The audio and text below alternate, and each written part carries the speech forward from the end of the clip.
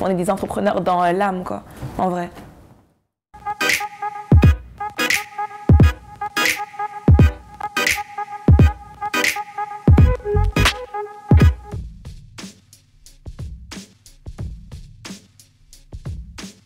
Je suis arrivée à Montréal en 2014 et je suis venue ici pour l'université. Donc j'ai fait l'UQAM, Relations internationales, droit international. Juste après ça, j'ai commencé à travailler dans mon domaine, donc dans tout ce qui est ONG internationale ou canadienne, puis dans tout ce qui est empowerment féminin, empowerment des jeunes. J'ai également participé justement à la création, fondation d'une plateforme qui s'appelle Sayaspora. J'avais pas forcément soit accès ou je ne voyais pas tout simplement des médias dans lesquels est-ce que il y avait littéralement toutes les femmes, toutes les jeunes femmes africaines. Donc quand je dis toutes, c'est vraiment celles du Maghreb, de l'Afrique subsaharienne, de l'Afrique de l'Est, de l'Afrique du Sud, ensemble sur une plateforme et qui pouvaient être pris comme des modèles d'inspiration en fait. Il n'y avait pas cette plateforme-là qui réunissait toutes ces femmes ensemble. Puis je me suis dit pourquoi pas la créer, tout simplement. Pourquoi pas créer les modèles d'inspiration que je ne trouve pas, que je ne vois pas. Puis c'est de là que Sayaspora est né. Sayaspora, c'est littéralement le mot diaspora, coupé en deux. Diaspora, Sayaspora. C'était pour marquer le bilinguisme de la ville de Montréal, puis c'est un nom qui sonnait bien, en vrai. C'est né justement pour pallier un manque, le manque de représentation qu'il y a dans les médias, le fait qu'on ne voit pas une panoplie diversifiée de jeunes femmes issues de la diaspora africaine représentées d'une manière finalement glorieuse. Sayaspora, c'est également un collectif de jeunes femmes qui travaillent à créer des événements dans leur communauté, des événements qui vont de sujets tabous comme la santé mentale à des sujets comme l'art, l'entrepreneuriat et autres. Le futur de Sayaspora, c'est d'investir encore plus le marché, non pas seulement montréalais, mais canadien.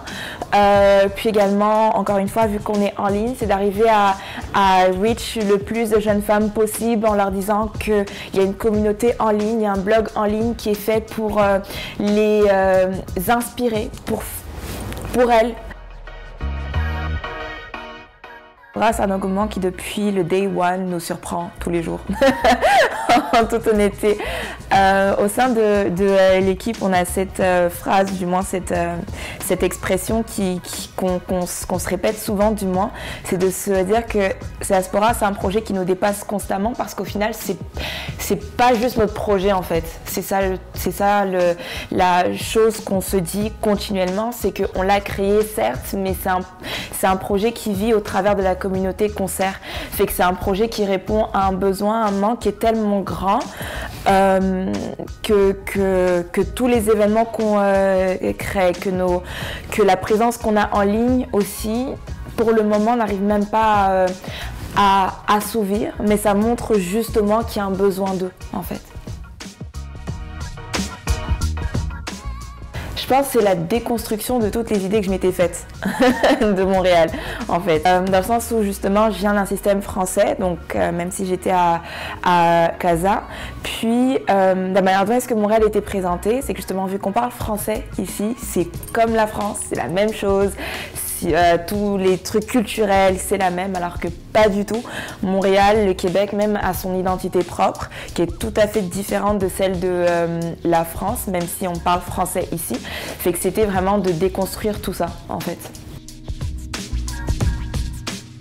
J'ai commencé à être mannequin en 2015. J'étais tout le temps autour, pas du monde du mannequinat, mais tu sais, quand ta famille te dit toujours « Oui, bon, tu devrais considérer peut-être le mannequinat, tout ça. » Non, pas ma famille, mais mes amis. Plutôt différence. Mais famille quand même, en vrai. Je me suis dit pourquoi pas, quand je suis arrivée à Montréal, puis j'ai décidé de me présenter à des agences de mannequinat, puis j'ai été prise par Next, et puis depuis, je suis avec eux. Avant de commencer ma carrière de mannequinat, j'étais pas tant que ça justement dans le mode du mannequinat. C'est-à-dire que je prenais des photos de temps à autre, mais je connaissais les grands modèles, genre Naomi Campbell, oui, tu vois. Mais je sais pas si elle a réellement été une inspiration consciente, en fait. Je pense qu'elle a été une inspiration inconsciente dans le sens où ça me faisait plaisir de la voir, mais je ne l'identifiais pas forcément comme étant un modèle d'inspiration conscient. Je sais pas si ça fait du sens ce que je raconte, mais c'est ça. Est-ce que le monde du mannequinat à Montréal est diversifié? Je dirais non. Et comment est-ce que je pourrais le comparer à d'autres villes? Je ne pourrais pas réellement le faire parce que j'ai pas encore travaillé dans d'autres villes. Mais de ce que je vois de loin, je peux dire qu'il y a beaucoup plus de campagnes médiatiques avec beaucoup plus de mannequins de différentes ethnicités. En fait, des mannequins noirs, des mannequins asiatiques. Je pense qu'on est en train de en plus de s'éloigner du mannequin solo qui est là juste pour le quota, en fait, dans d'autres grandes villes. Puis en même temps, ce qu'il faut savoir, c'est que Montréal, c'est pas tant réellement un hub de mode, c'est en train de se développer en ce moment, mais de manière différente que Paris, que New York, que Toronto même d'ailleurs. Fait que je pense que peut-être le manque de diversité au sein des agences est reflété par rapport justement aux demandes qu'il y a sur le marché. Si justement les demandes ne s'arriment pas à ce qui est proposé justement dans les portfolios des agences, ben, ça crée finalement un cercle vicieux. Parce que tant que la demande n'est pas là, ben, les agences ne vont pas forcément créer cette demande-là, ne vont pas forcément booker plein de mannequins de différentes couleurs de peau, de différentes ethnicités, tout ça. Fait que c'est vraiment un cercle vicieux en fait. J'ai vraiment connu le racisme partout. En fait, il n'y a pas une ville ou un pays qui m'a épargné en fait de ce fléau mondial. Mais je pense que en fait, j'ai découvert ce qu'était le racisme quand je suis arrivée au Maroc. En fait, c'est en sortant de mon pays, donc de la Côte d'Ivoire, dans lequel est-ce que pour moi, justement, j'ai quitté la Côte d'Ivoire quand j'avais 7 ans, dans lequel est-ce que pour moi c'était tout à fait normal qu'il y avait des personnes de couleur plus claire, plus foncée, plus que sais-je, parce qu'en Côte d'Ivoire, justement, il y a plein de Libanais, plein de Français, plein d'Ivoiriens, ça aussi, fait qu'il y a une panoplie de couleurs de peau qui pour moi, enfant, était tout à fait normale. Puis en arrivant au Maroc, c'est quand j'ai compris que l'autre me voyait d'abord comme étant une femme noire qu'en étant tout simplement Djamila, que j'ai compris que ma couleur de peau comptait en fait. Les projets que je crée, les initiatives dont je fais partie, je les crée, j'en fais partie à cause grâce du moins quelque part, en ce en quoi est-ce que je crois, qui fait partie inhérente de mon identité finalement. Donc si on me book, admettons, pour faire partie d'un collectif et que je sais que finalement que je suis la seule personne noire ou la seule femme qui sera dans cette pièce-là, je sais que je vais ressentir un malaise en tant que telle, mais en même temps je me demande, est-ce que je suis là pour juste combler un quota? 2, si je suis dans cette pièce-là et si quelque part les portes s'ouvrent pour moi et que je suis la première, est-ce que justement c'est une première brique que je peux rajouter pour faire en sorte qu'il y en ait d'autres et que je ne sois pas la seule? Fait que c'est de voir en fait mon identité comme étant à la fois une raison d'investir des endroits dans lesquels est-ce qu'on ne nous voit pas assez, tout en étant consciente que justement des fois on va me booker pour ça, mais justement je vais rentrer dans ces espaces-là, les perturber le plus possible pour faire en sorte que justement je ne sois pas la seule à être dans ces espaces-là. Ouais. Exactement, mais après c'est à toi de voir comment est-ce que tu le prends. Est-ce que tu te dis non, j'ai pas envie d'être un quota et puis clairement t'as le droit, tu vois. Si tu ne vas pas, il y aura encore moins. C'est ça, c'est pour ça que c'est vraiment un double tranchant, tu vois. Il y a des conséquences, c'est cause à effet en fait. Exactement. C'est genre un sacrifice quelque part, des fois. Mais après, je pense qu'il y a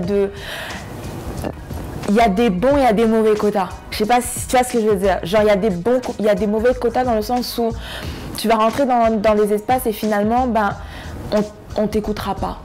À ce moment-là, c'est le moment de partir et d'aller créer ta propre table, de mettre tes propres chaises et de créer finalement cet endroit dans lequel est-ce qu'on va t'écouter et t'entendre et où tu pourras créer de manière fructueuse. Et tu as des bons quotas où justement on crée une place parce qu'on a envie d'écouter. C'est à ce moment-là de faire entendre aux autres que je suis pas la seule en fait. Je suis pas le visage de toute une communauté, quoi. C'est fou parce que j'ai écrit récemment un texte d'ailleurs sur Instagram qui parlait justement de l'intention. Tout part de l'intention. Et je pars du principe que quand tu as une bonne intention, il faut juste quelque part la vocaliser pour faire comprendre à l'autre de manière tout à fait raw. Voici ce pourquoi est-ce que je t'engage. Voici les lacunes que j'ai. Et à travers ta connaissance, j'aimerais pouvoir pallier à ce manque-là que j'ai. Je pense que ça part vraiment d'un rapport finalement d'honnêteté, tout simplement. Qu'est-ce qu'on identifie comme étant un quota? Parce que je pense justement qu'il y a une ligne grise entre justement le fait d'avoir quelque part vulgarisé cette expression de on embauche une personne pour un quota, mais des fois il y a des personnes qui sont réellement embauchées pour justement pallier à des manques, mais c'est quelque part vu comme un quota également parce que c'est la seule personne de couleur qui sera à la table. C'est que même si c'est pas forcément un quota, on va l'identifier comme étant un quota parce que c'est la seule personne. C'est que c'est... T'as raison, en soi, tu vois, genre encore une fois, c'est vraiment à double tranchant, toujours. Toutes les questions qui sont autour de diversité culturelle, inclusion, X, Y, Z, pour nous, j'ai l'impression que c'est plus facile d'en parler de manière ouverte parce que on le vit, c'est littéralement notre identité, mais finalement l'autre marche sur des œufs continuellement, puis c'est là où justement que ça bloque parce que nous on est juste comme mon identité est honnête, mon identité est là, point, parle-moi également de manière honnête et construisons ensemble. Alors je pense pas qu'au sein de la diaspora on s'exprime plus, je pense juste qu'avec l'essor de tout ce qui est Internet, accès aux médias sociaux, le fait qu'on puisse devenir de nos jours notre propre média, qu'on s'entend juste plus en fait.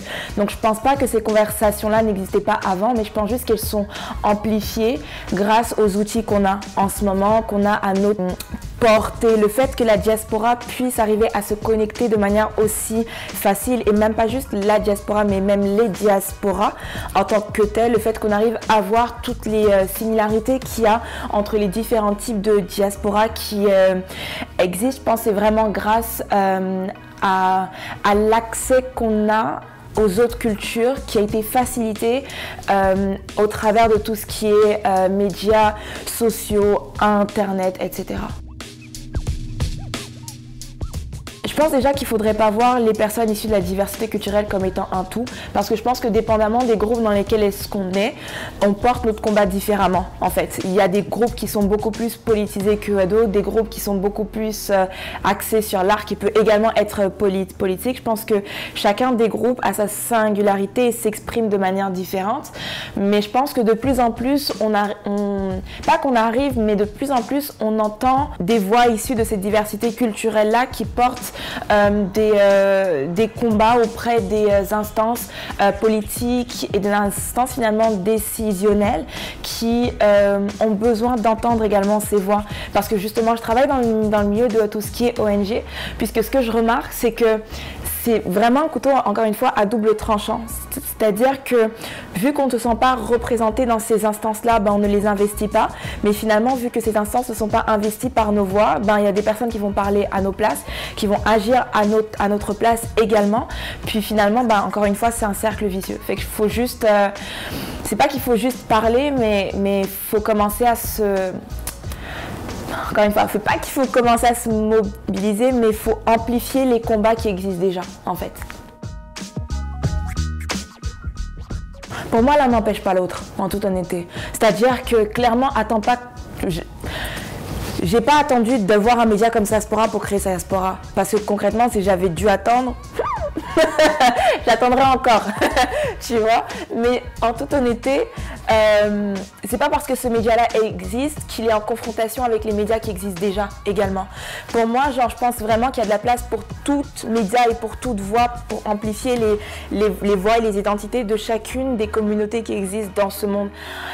il ne faut pas voir les regroupements de certaines communautés comme étant en opposition avec le statu quo qu'il y a. Si ces regroupements-là se créent, c'est parce qu'il y a un besoin en fait qui doit être créé, parce que ces communautés-là ne sont pas desservies, fait qu'elles se créent elles-mêmes des opportunités. Mais encore une fois, ces opportunités-là ne sont pas là en constante confrontation avec les grands médias, avec les grandes entreprises et autres. C'est juste qu'on ne va pas être là assis en vous attendant. Non, clairement. On est des entrepreneurs dans l'âme, quoi, en vrai.